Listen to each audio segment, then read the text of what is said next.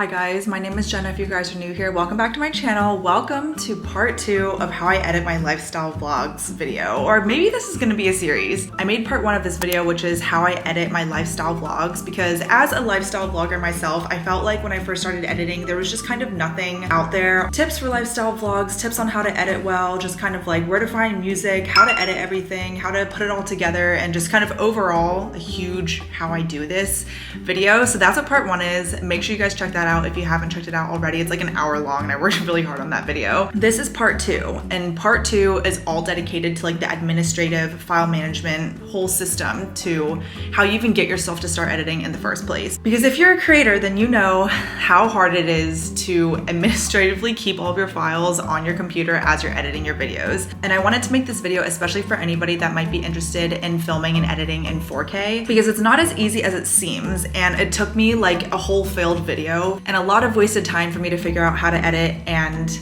export my finished video in 4K, but it's possible if you can do this. So all you're really gonna need is your camera, your SD card, your laptop. I use Final Cut Pro to edit, so that's what my screen recording will show, and then an external hard drive. We'll talk about this later. And this video is also going to be broken up into 4 parts. Part 1 is all about file management, how to upload your videos at all from your camera to your laptop, get everything set up so that you can edit your video. Part 2 is importing your footage from your laptop or your SD card to Final Cut Pro so that you can start editing, and especially edit in 4K without having your computer explode from all of the storage and everything. Part 3 is exporting your final video from Final Cut Pro to your laptop or your external hard drive so that you can upload it to YouTube. And then part 4 is filing all of your videos onto an external hard drive. So that's what this video is going to be. I'm going to leave timestamps in the description box so that you guys can jump around wherever you would like. But I think that's everything. Make sure you guys are subscribed, and let's go ahead and get started.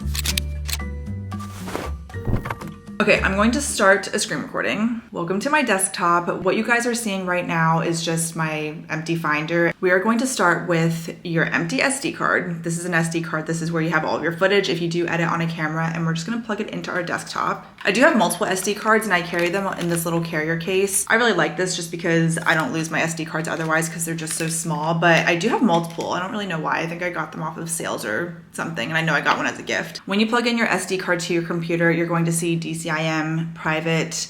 To get to your actual clips, you just follow these breadcrumbs, M4 root, clip. You'll get a bunch of these different files. What I like to do is sort by kind so that you go to all of the MP4 files, because that's what you really need to edit your footage. All of these extra files like .xml, we don't need that.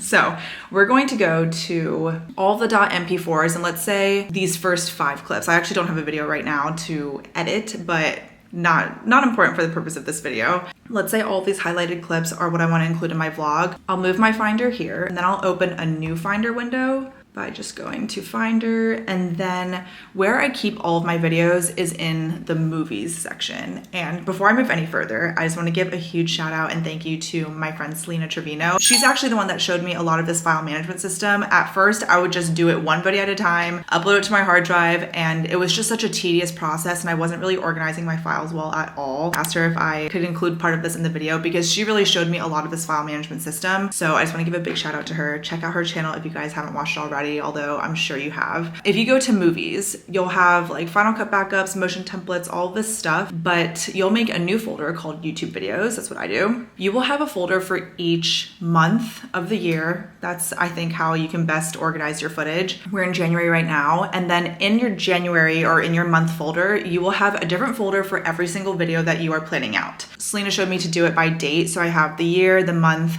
the date, and then I have the title of the video, like a very short title of the video. And so that's what you see here. These are all of my videos so far in the month of January. I film in very real time if you haven't noticed, but what you'll see in each video's folder, there's a completed folder, there's a footage folder, and then there's a Final Cut Pro library. It's really important to know that every single video will have a separate individual Final Cut Pro library dedicated to that video. That's gonna be really important. When you're uploading all of your footage, let's say I wanna upload all this footage to a new video. I'll say new folder. I'm just gonna call this test because we're not really using this for a vlog. This is like an old video. And then I'll do completed. So this is where I'm gonna put the completed video once I'm done editing. And then I'll have a footage folder. And sometimes I do this, sometimes I don't, but you could do Sony or like camera, and then another folder for iPhone and screen recordings. In this case, I'm uploading all of my camera footage, so I will just drag it over, wait for it all to download, and I'm essentially copying over my raw footage from my SD card to my laptop. I feel like it's important to know that you have enough storage on your laptop to hold at least just the raw files. That's really all the storage that you need. So as the footage is downloading, if I highlight everything from this morning routine video, then you can see here that the total gigabytes used is 25.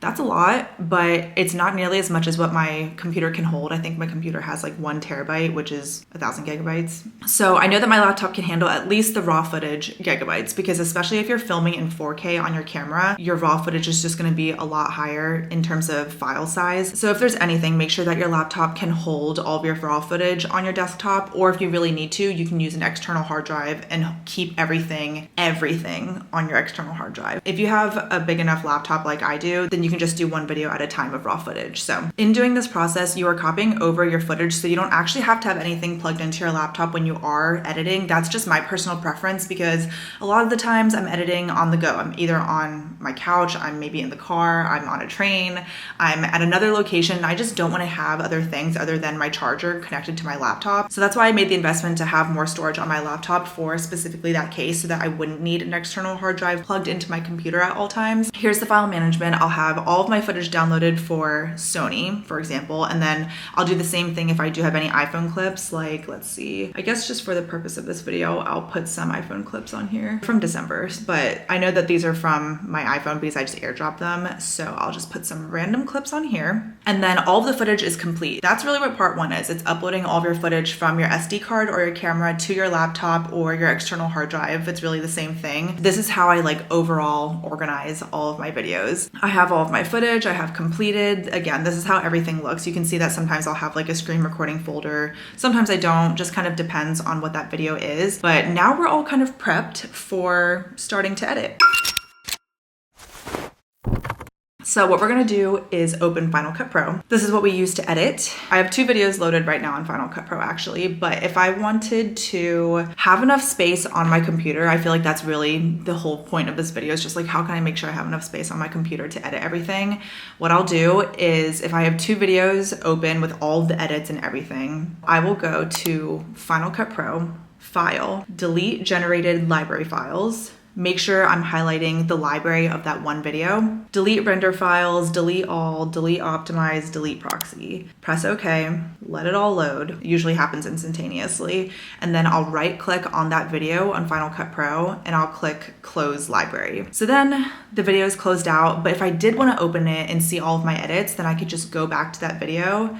That was the lazy day video. So you see that this video right now, after I deleted all the generated clips, the whole library in itself is under 1 gigabyte. That's like really, really, really small. It basically takes up no space on your computer. But if I wanted to open the morning routine, which is still open on my Final Cut Pro, then you can see the difference. My library on morning routine has 5.9 gigabytes. So basically 6 gigabytes, that's 6,000 megabytes compared to the lazy day. This is just a really good way to make sure that you're optimizing as much space as possible, clearing up as much as you can so that you can edit multiple videos at once or hold multiple videos at once if you want edits from a certain video but you don't want to export it right away, stuff like that. It's just really important to know how to close all the files and clear it all out so that it's not taking up so much space on your laptop. And that's why it's so important to have a separate library for each video so that you can delete all of the files from that one video, and then it's just all cleared and organized that way. So the lazy day vlog, that's done and cleared. That's not in my Final Cut Pro anymore. So if I want to start a new video, Final Cut Pro,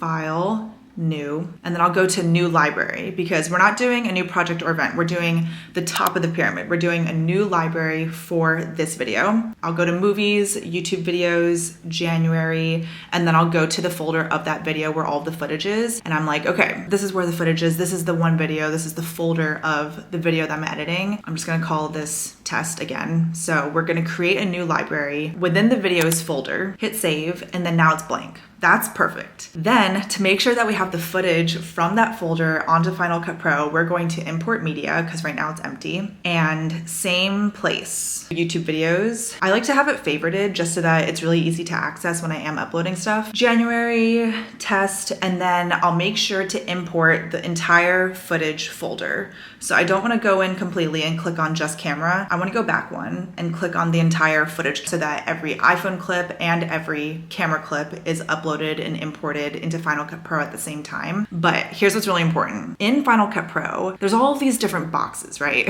And I'm not a tech YouTuber, so I can't really explain every single thing, but here's all you really need to know. We're going to make sure we add to existing event. That's what we already have created in Final Cut Pro, not create new. We already made a new library. So we're adding to the existing event, and then we're gonna choose leave files in place instead of copy over to library, because if you copy over your footage from your Finder to your library, then you're essentially just having duplicate footage, duplicate storage, and more storage than we need being used up at least. So we're going to leave the files in place because we already took out everything from our SD card. Everything's already in our desktop, so we're essentially editing from our laptop right now. Leave files in place, and then keywords, I just usually leave them checked. It doesn't really do anything if they're not checked. And then for analyze video, we are going to hit create proxy media. Leave the create optimized media empty, just because it really doesn't make a difference if you have optimized media. If anything, it just takes up more storage, and we just don't need that, especially for vlogs. Create proxy media, and then here you're going to check off H.264. Again,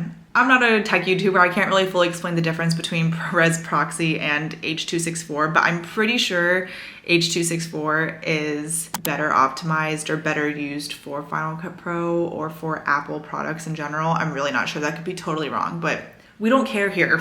We don't care. We're just gonna make sure that proxy media is checked and H.264 is checked, and then frame size, I like to have it at 50% because you're essentially making sure that you're editing in a lower frame size so that it's not taking up so much storage when you are editing. But when you do export the final video, it'll be in as like pristine and high quality as possible. So frame size 50%, that's good enough for me. And then analyze video, I keep all of this blank, assign audio row automatically, and then that's it. So again, I want to leave this here so that you guys can see. Leave files in place, and then proxy media, that's the most important, especially if you're editing in 4K. Even if you're not editing in 4K, I would still do this just so that you're not having your computer like explode from having too much footage, because every edit that you make on Final Cut Pro takes up space on your laptop. So that's why a lot of people edit on an external hard drive. I can get away with just using my laptop because I have big enough storage and I do edit on proxy. Import selected, good to go. Now we have all of our footage uploaded, and all we need to do now is make a new project. So when we have a new project, this is what it looks like. I just click on the new project button. Project name, we're gonna call this like vlog, right? You can name it whatever you would like because it doesn't really matter until you export the video. And then in the event, same event, you don't really need to touch that. Video, make sure you're editing in 4K if you're filming in 4K, obviously. And then make sure your resolution is 3840 times 2160. And then the frame rate just matches whatever frame rate you're using on your camera, which should say, but I use 24 frames per second. Rendering, Apple ProRes, I don't really touch any of this, but in case it looks different from yours, this is what I use and it works perfectly fine. If you guys watch my videos, this is exactly what I do when I upload everything. And then that's it. I'll make my project and then I can see all of my clips, highlight everything, and then put them in my timeline, and that's how I start my editing process. I'm not going to edit this exact vlog because that's gonna be a separate video, and I think that will maybe be part 3 or just like another part of this how I edit series. But that is overall how you upload your footage and the file management kind of process of SD card, computer, Final Cut Pro. Make sure everything's all checked off so that you can actually edit and you're not gonna run out of storage. Part 3 is exporting your finished video from Final Cut Pro to YouTube. So we're going to exit out the test because I didn't actually edit this video, but we're gonna go back to the morning routine, which is my most recent video that I completed. Let's say this video is done. Well, this video is actually done, but when you're done editing your video, you're going to go up here to the little share button, and then you're going to hit MP4. I already deleted something, that's why. When you're exporting your video, I usually keep it on my desktop, again, just because my laptop is big enough. But if you have to export your video on your external hard drive right away, then you'll just choose external hard drive. But we're gonna do a triple check when we export. Down here, it'll say what the resolution and the size of your video is. So I can see that it's in 4K, I can see that it's in 24 frames per second, and then I can see how big the file size is. So for around a 15-minute video edited and filmed in 4K, it's around 6 gigabytes. It's pretty big, honestly. But let's say it's done. We're gonna hit next, and then we're gonna go to the folder of that video, go to completed, and then save it. That's all you have to do. And then you'll see this little wheel turning, and that tells you that Final Cut Pro is exporting your finished video onto your desktop or your completed folder. It's really easy. It's really just making sure that you're doing that final check when you hit on the share. And I believe this might have been a separate thing that I made. If you do have to make a new one, I think you can just click add destination, and then MP4 might be on here. This is just how all of my settings, like if you guys just want to make sure that it looks the same.